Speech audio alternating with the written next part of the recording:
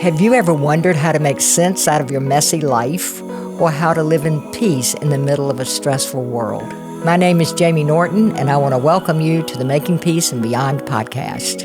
In almost 50 years as a counselor, I have seen a lot of life happen, and this podcast is going to cover all of it. So thanks for joining us while we explore life's struggles and how to live in the peace, joy, and freedom that Christ died to give us. Do you know who you're talking to? I am so angry. Darn, I need a psychiatrist. And I have one today. I'm welcoming Ramen Baishnab back to this podcast, and I'm so glad to see you. So good to see you, Jamie. Always. And today we're going to talk about anger. Just anger is such a big thing for so many people, and it destroys so many relationships, but it's also an important emotion to have and to use properly. So we're just going to weigh in on that and see what happens. So when you were thinking about doing this, were there any thoughts that came up in relation to what I just did? In relation to what you just did? You mean it's kind of like start the fight? Yeah. Surely not. Me. I mean, that's why I laughed. I'm a kind, caring, gentle, and Christian woman, I don't get angry. I can certainly relate to being the one that's in that position and the one that's receiving, that anger. So, just hearing it, I think anybody who hears it can resonate with knowing what you're talking about. We can identify anger a mile away. But, I guess the thing that struck me most as I thought about, coming to talk to you about this topic today is the reality of really a fear. Fear is probably the most of what we're talking about when it comes to anger.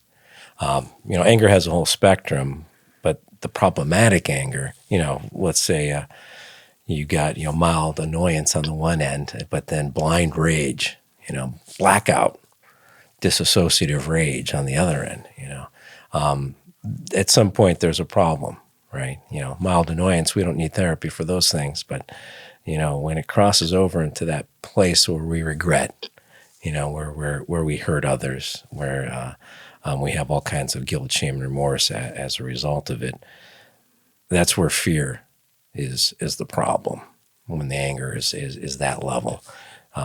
My anger, my rage is directly proportional to my level of fear about something. And so what I've learned about my own struggles with anger is, when I get to that point, I need to recognize it and then pause enough to ask myself, okay, what is it? What is it that I'm afraid of right now? And when I can do that, everything, then I have a chance. If I can't do that, if I can't stop myself, catch myself, and have that moment of asking myself, okay, what is this really about? Then, it doesn't take much to tip me over the edge, and then, I'm in that rage mode and stomping on people, and not so much as much as pre-recovery, but it's still a demon in there.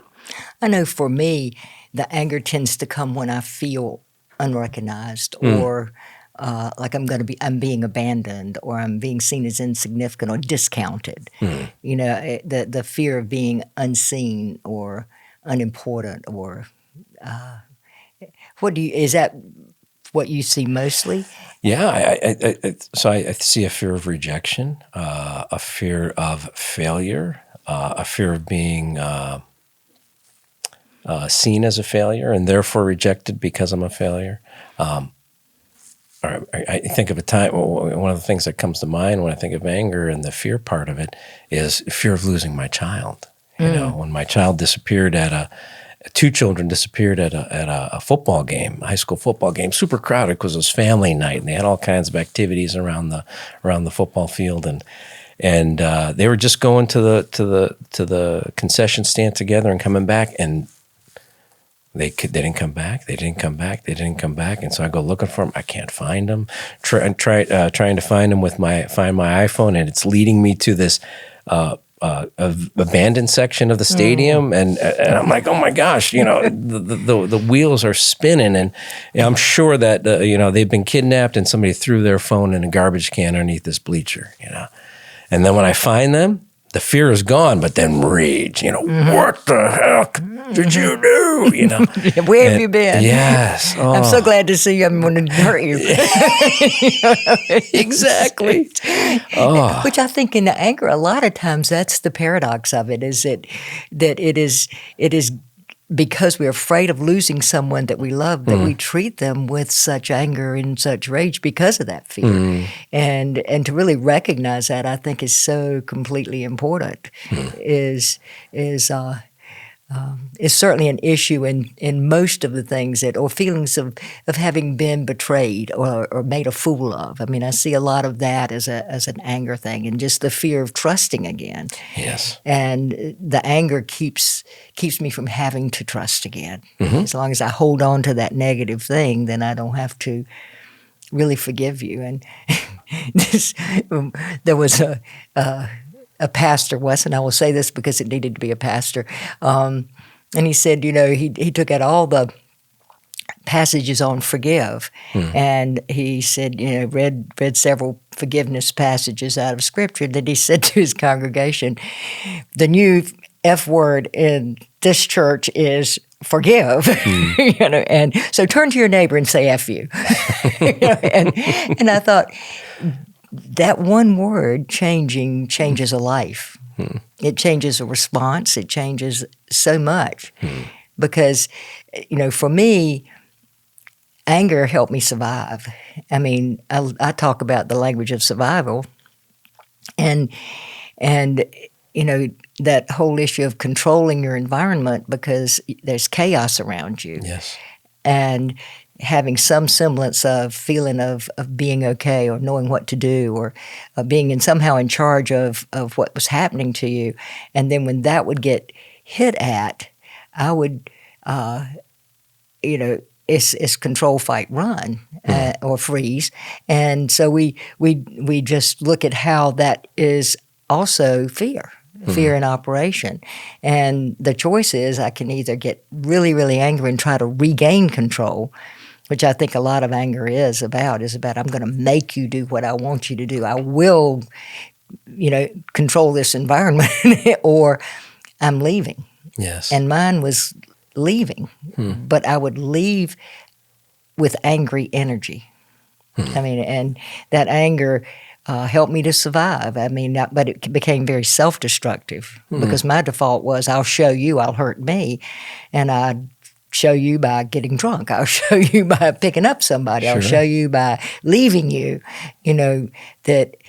And then I get on the other side of the door and it's like, oh, you're not there anymore. It's like, I guess I'm not showing you anything because it's no longer there.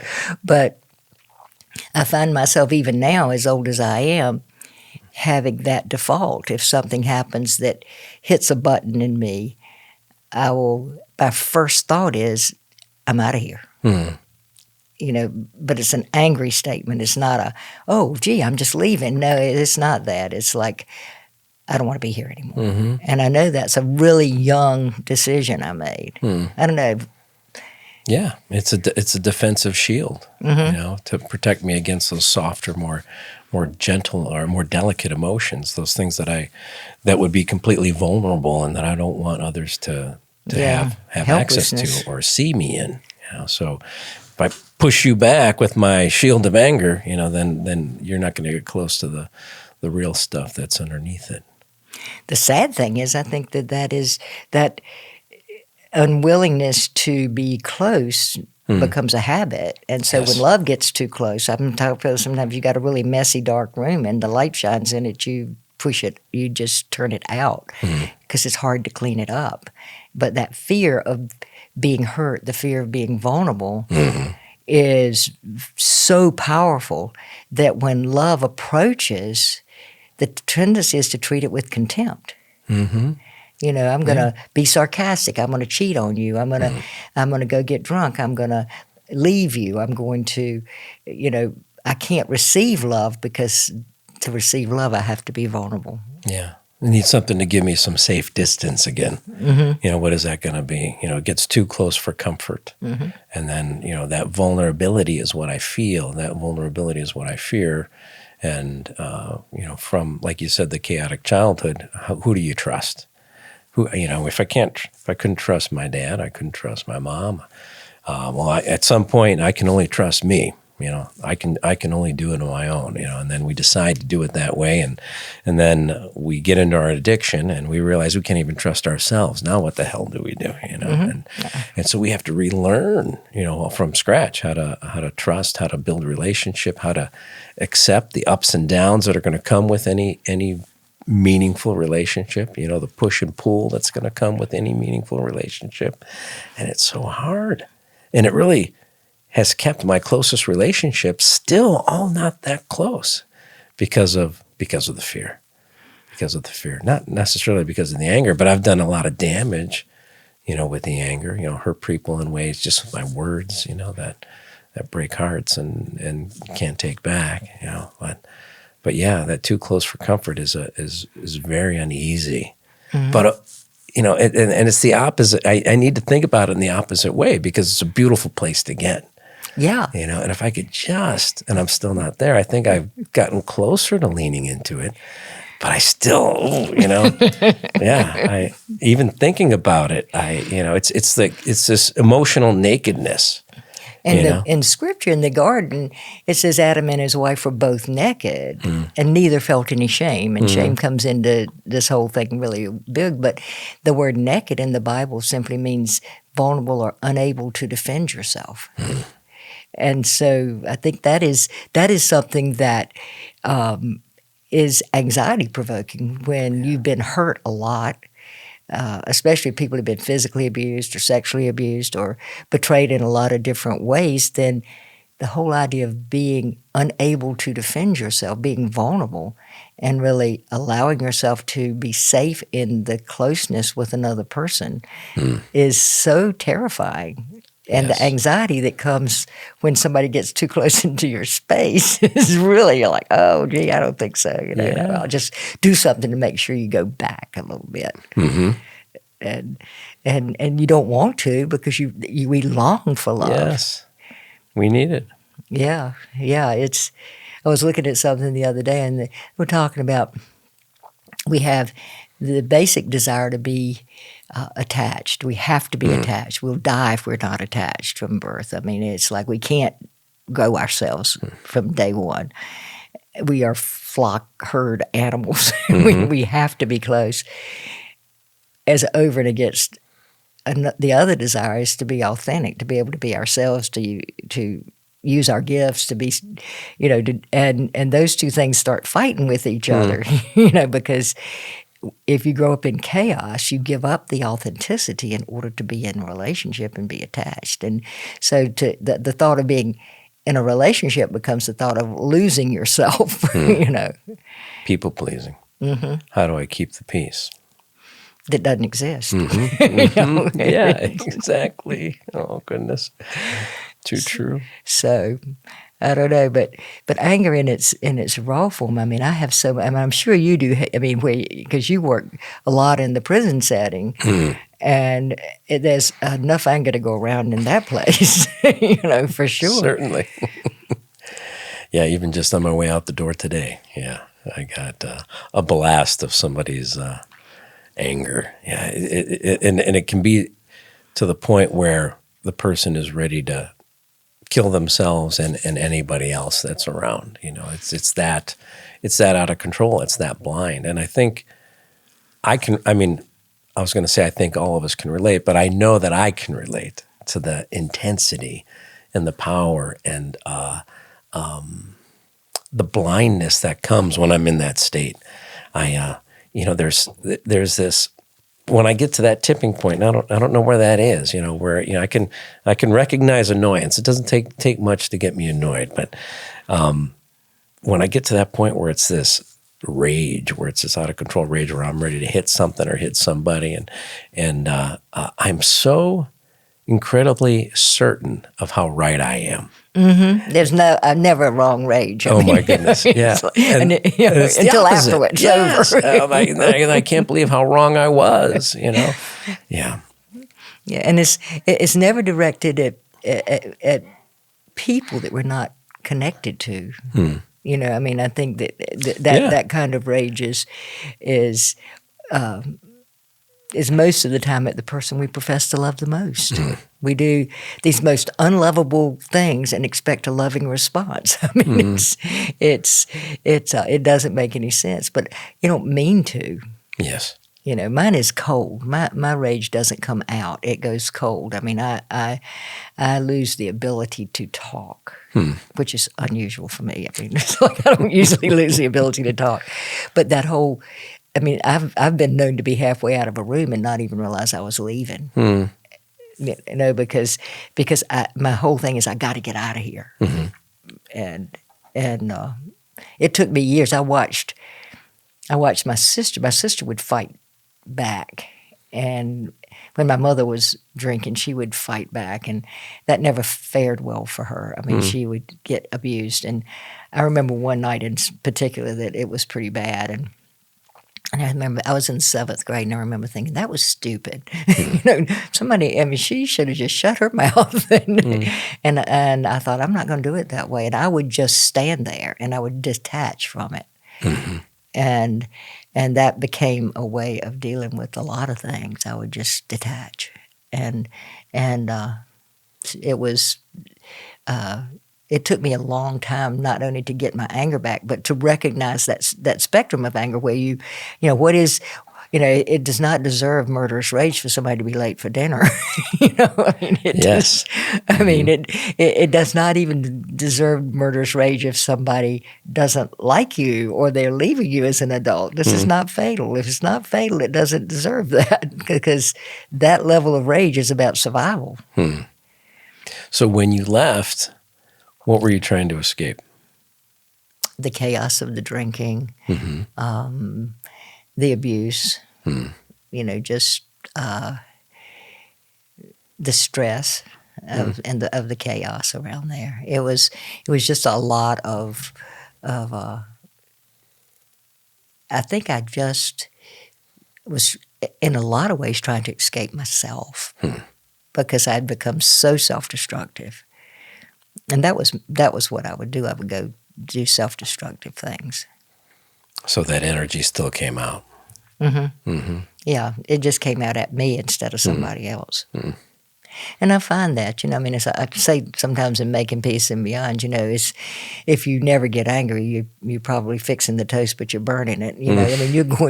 It's going to come out. You will be as passive aggressive as you, it'll come out sideways, or it will make you very, very sick. Yeah. Physically.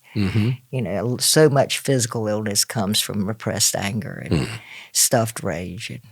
Yeah, my one therapist, Steve, says, when we have these difficult emotions, we have two choices. We're either going to talk it out, or we're going to act it out. But we're gonna do one or the other. So we can choose.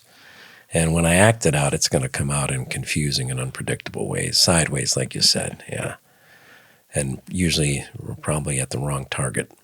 Yeah, yeah. My loving family that accepts me as I am gets blasted when I come home from a hard day at work, And then the spouse blasts the children, and the children blast each other, and then the youngest child blasts the dog. It's like it passes right down. And that's rolls downhill. It's like there is a legacy of a way of dealing with conflict that, I remember being shocked that yelling at each other was not what everybody's family did. That some people talked it out. When I was shipped out to live with my cousins, I remember coming in the house one day and they were upset with each other and disagreement with each other.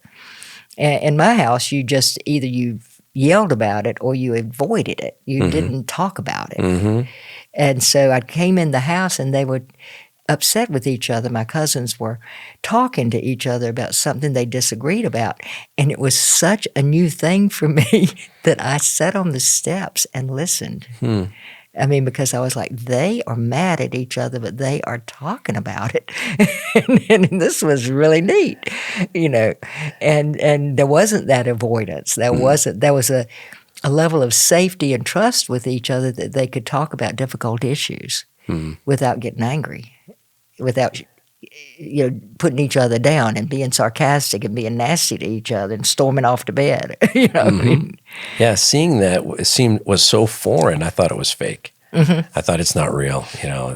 Something's going to happen behind closed doors that I don't get to see. Yeah, absolutely. Yeah, and to realize my family today does not yell at each other. I mean, we talk about stuff.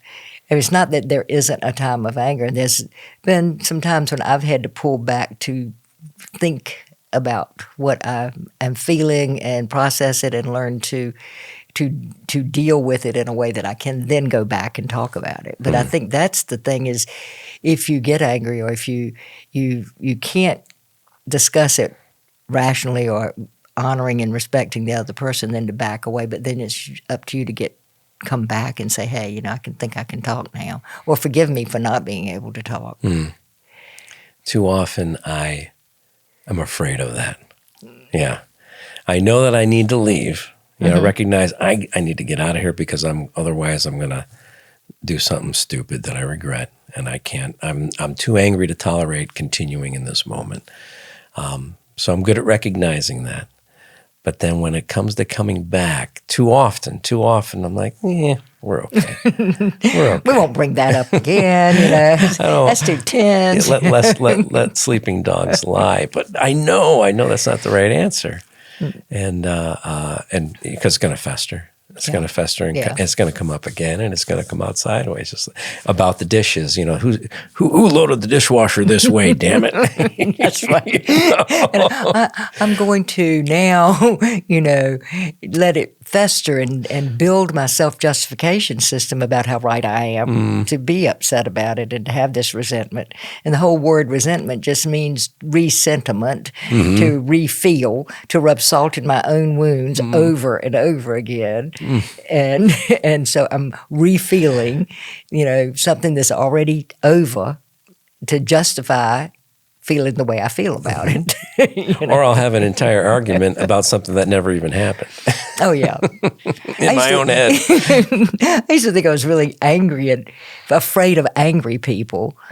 And then I realized I'm really more afraid of bringing up a topic that there's some heavy-duty feelings about, not because of their anger, but because of my potential anger. Yes. I mean, if I go up to you and I say my opening line, and then you say something really tacky, I am afraid of what I will do. And because I know how mean I can be. I know how ugly and nasty I can be.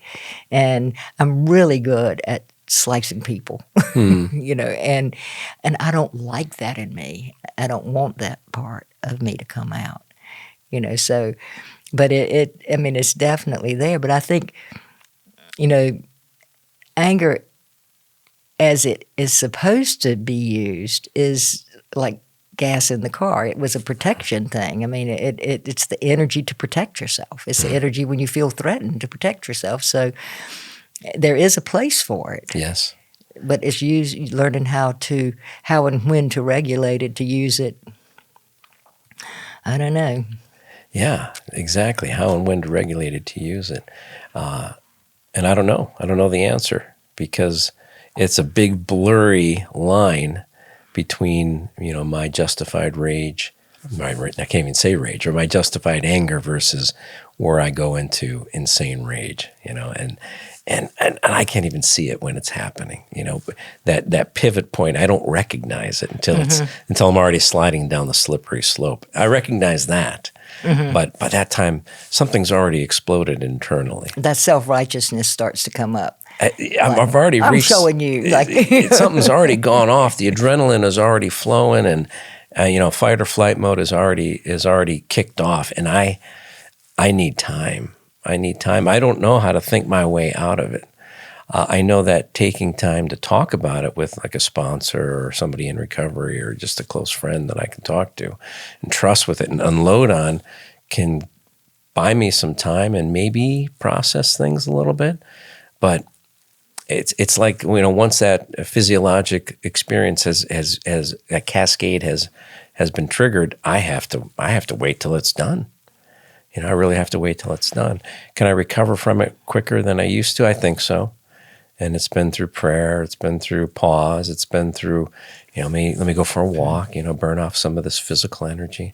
Let me talk about it with somebody who knows, where I'm at. So many phone calls to sponsors or other guys in recovery during those times. But no matter what, once I get on that slippery slope, I don't know how to put the brakes on it. I don't know if you've gotten to the point where you can put the brakes on it, but it's going to take me a while. At least 20 minutes usually. Yeah, I think getting to the pause, knowing I wait for the click because anger and fear both click on. It's like the kind of anger that is not useful. Mm-hmm. It's like, what'd you say? Yeah. I mean, that click on or what was that? The fear. Yeah. It's the same click. Mm-hmm. It's just, it's the survival click. Mm-hmm. And I think I've learned pretty much to try to pay attention to the click. Mm-hmm. And when the click clicks on, I need to click off. Mm. I need to back away for a minute. I need to pause. That's when the pause needs to happen, is when the click happens. Mm-hmm. And, to be able to get myself back down and really think, okay, what is that about? And so often it's not even a justified click. Mm-hmm. I mean, sometimes I think it is, I mean, it's like, to be able to not shut people down because I get angry at them, mm-hmm. Which I think is one of the best avoidance tactics ever. Is if I get my mother had this thing of she would get angry and she would yell at you, mm-hmm. and then if that didn't work, then she would start crying, and then everybody would just like, oh my goodness, we got to stop doing whatever it is we got to do. And so for most of my life, well, all of my childhood, that worked. My father would get upset when she got upset, and then things would have to stop. So I learned to do that because, again, you learn to resolve conflict the same way it was done in your house most of the time. Mm-hmm. And so I would do that. And then somebody said, Jamie, you can get as angry as you want to, but when you finish being angry, we're going to talk. Mm-hmm. And I was like, oh. So I started crying. and they said, here's some Kleenex and I'll hug you. I know this is a tough situation, but when you finish crying, we're going to talk. Mm. And I remember feeling so helpless, like I'm going to have this conversation that I don't want to have. Who was wise enough to do that for you? This crazy shrink I was married to. Really? So I went home and to my parents' house. And I had to have a serious conversation with my mother about the way she was treating the people who were taking care of her. Hmm. And so she started yelling at me. And I said, I know this is hard for you, but I don't want you to have to go out of your home. And so I want to, we need to talk about this. When you finish getting angry, we're going to talk. So then she starts crying. And I said, I know this is hard for you. And within 30 seconds, she was like, stop it. And my father was like, what? For 40 years he had been controlled by that tactic. It was, but I really saw, how, the whole survival behavior is to avoid anything that challenges your control. Yes.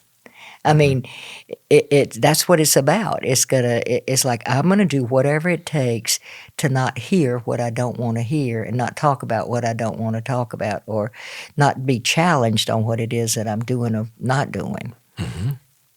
And that that's the whole thing that happens. Is something is gone beyond my control, and I'm going to do whatever it takes to avoid it. Yes, and that compulsion to control is so dependent on how we spent our childhood, what we experienced then, the level of chaos the more chaos I experienced as a child, the more I'm going to be compelled to control the things that I think I can control. And it's all It's all out of my control in reality. Even my own choices, right? How much do I try to control my own choices, and I can't control those, for crying out loud. The only thing I have any control over. And we don't have, I mean, I tell people sometimes, if you want to see how much control we truly have, hold your breath for 2 minutes. That's right. Mm-hmm. I mean, the very thing that gives us life, we cannot control for 2 minutes. Mm-hmm. So what makes us think we have any control whatsoever? Mm-hmm. And I think this is the other thing that I think has happened to me is that is my faith has grown so much that I live a lot of time out of my spiritual life rather than my experiential life. So, what the world does or doesn't do is not nearly as triggering or important. I hate that word. But because to me, I mean, most of the time when people use the word trigger, they're getting ready to either avoid something they don't want to talk about or do something that's totally inappropriate. But I think that if your experiential life controls who you are, you're constantly going to be back and forth and in and out of anger and avoidance and canceling people. But if you live out of your spiritual life so that you know who you are and whose you are, and you know you're already secure and valuable and significant, and then what somebody does or doesn't do doesn't control who you are. Yes. And that is, to me, that has been the biggest key, is to really realize that God's already told me who I am. I'm his beloved kid, and I don't need to go into a situation trying to figure out who I am or whether you like me or don't like me or what that situation is, because I already know. So I'm going in as an ambassador, and there's some kind of strength that comes from that is really nice. Oh, yes. The peace that surpasses all understanding. Yes. That's one of the tools one of my favorite tools that you gave us from the Making Peace retreat is that those words of those sentences, those statements of affirmation that build. You start with one statement the 1 week, then the next module there's 2 sentences, and you keep adding these words of affirmation about who I am in Christ, right. Who I am as a child of the Most High. Perfectly, wonderfully made, and it's hard for me in my flesh to even pay attention to that, especially when I'm feeling scrutinized or judged or ridiculed or threatened in any way, But if I can reinforce that and get back to that, then more quickly, more easily, I can find peace or not lose it in the first place.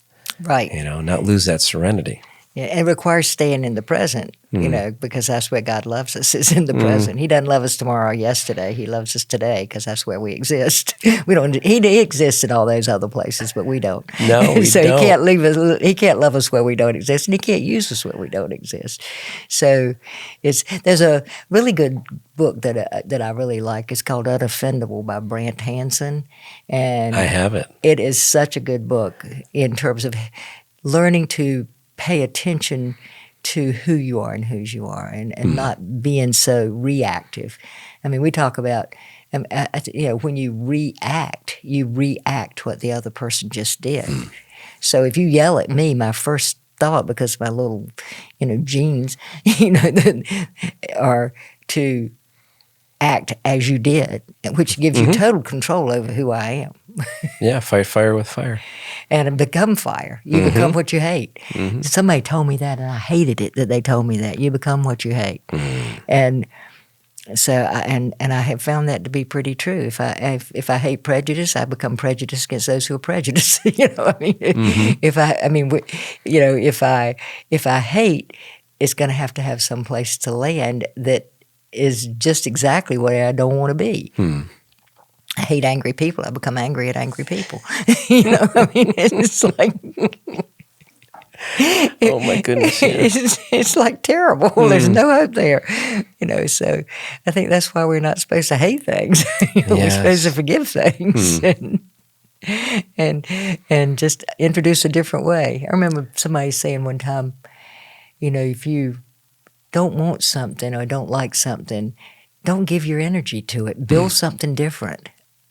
And if it's not okay, whatever that was will fall away. If what you created is good, it will grow. And I think it's like we don't need to give our energy to things we don't like, because then we become like them. Mm-hmm. Yeah, one of the things you just said about being present, I hated when people told me about that early in recovery, one day at a time, give time, all those sorts of things, live and let live. And Keep it simple, stupid. Yeah. Because I didn't know what it meant, because I didn't know how to do it. I'm always at that time, regretting the past and fearing the future.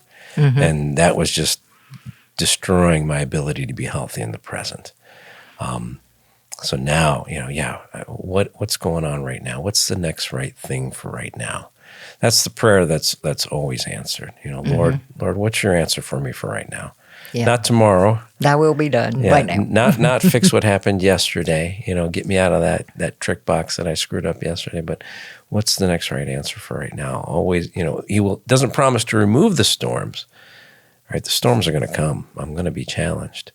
But He'll guide me through that storm, even if it's my own storm that I created, that I churned up with my own insanity. All right, pause. What's the next right? How do I? All I got in the darkest black. All I need to find is a pinpoint of light to see the way to walk. Just that's no bigger than that, and He'll give me that. He'll give me more than that, right? He'll give me much more than that if I just ask. Yeah, something that's been really apparent to me lately is just God's perfect provision, His perfect provision. And in the midst of the chaos, His perfect provision in the midst of the chaos. It's like Peter walking on the water. As long as he kept his eyes on Christ, he got what he needed to walk on the water. But if he kept his eye, if he turned to the winds and waves of his situation, he would sink. Yes. And that is something that, and I think our pride gets in the way. I mean, there's an old story about a guy who was very proud warrior person, and he was very important person, and he goes to this wise old man, and he says, "Tell me about heaven and hell." And the man says, "Who do you think you are that you could understand heaven and hell? You're just, you're nobody. You couldn't possibly understand something as complicated as heaven and hell." And the guy's like, "Do you know who I am? Do you know what I'm doing?" And the guy said, "Yeah, I know who you are. You're a stupid man." And the guy's getting really angry, and he's getting ready to hurt the wise man. And the wise man says, "That's that's hell." And so he realizes the lesson, and he bows, and he's very humble, and he says, "And that's heaven." And I think that the difference in the feeling state of those two places, of those two things is right there in that. I mean, if we have to be self-important, then we're going to have a lot of anger at people and things that happen. But if we can walk in humble gratitude, then it's a whole different ballpark. Oh my goodness, yes. Yeah. Those two key things: humble and grateful. Humble and grateful. In any situation, if I can look for the things where I can be grateful, that insane whatever it was, just the reality, it just goes away, because it doesn't compare to the goodness that's there. And God's perfect provision is very real. Or we wouldn't be sitting here with you. It's so good to have you here. So good to be here with you. Oh, wow. Yeah, God's brought us a long way. This is a year since the last podcast that we did together. Wow. Yeah. Has it been within that long? Within a week, yeah. I'm sure that years don't last as long as they used to. Yeah. I told Beth that this is my annual therapy shot of Jamie Norton to keep me through, give me a booster for the year. We may end up having to do it more often. She's just talking about topics I need help with. And I do too. It's a mutual sharing, I'll tell you. And it's really great. Thank you so much for being you and for being here and for caring about me, and we appreciate it. I appreciate you. Thank you so much for joining us today. If you enjoyed this conversation, please like and subscribe, leave a review, tell your friends, and join us on all of our social media channels. Thanks again, and God bless you.